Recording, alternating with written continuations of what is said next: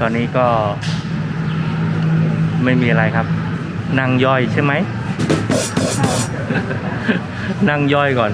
เหตุผลที่ต้องนั่งย่อยตรงนี้เพราะว่าเดี๋ยวเราจะไปคาเฟ่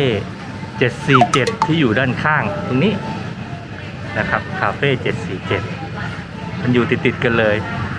คือถ้าเข้าไปตอนนี้นี่โอ้โหกินอะไรไม่ลงแล้วแต่เดี๋ยวขอต้องย่อยอีกสักนิดหนึ่งแล้วกัน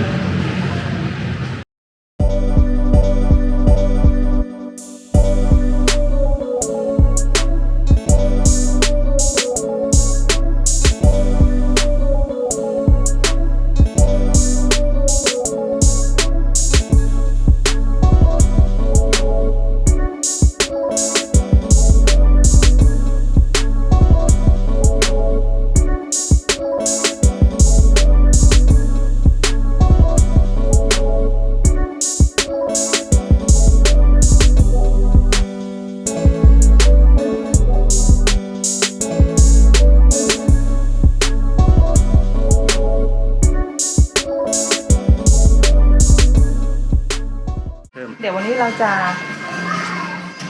มาทานกาแฟนะคะจะเป็นอันนี้เขาเรียกว่าตั๋วนะคะมูลค่า120 บาทท่านละนะสามารถที่จะเอาไปแลกเครื่องดื่มบนเครื่องนี้ได้ค่ะถ้าสมมติว่ามีพวกเบเกอรี่หรือว่ามีเครื่องดื่มอื่นๆก็คือสามารถที่จะซื้อเพิ่มเติมได้เดี๋ยวมันจะอยู่ในบ้าน